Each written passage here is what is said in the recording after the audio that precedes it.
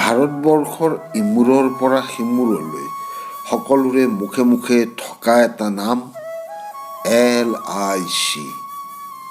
ই কেৱল এটা সঞ্চয় মাধ্যমৰ নিৰ্ভৰযোগ্য অনুষ্ঠানেই নহয়, বৰং প্ৰতিজন ব্যক্তি আৰু তেওঁলোকৰ পৰিয়ালৰ আৰ্থিক তথা জীৱন সুৰক্ষাৰ নিশ্চয়তা প্ৰদান কৰোঁতা।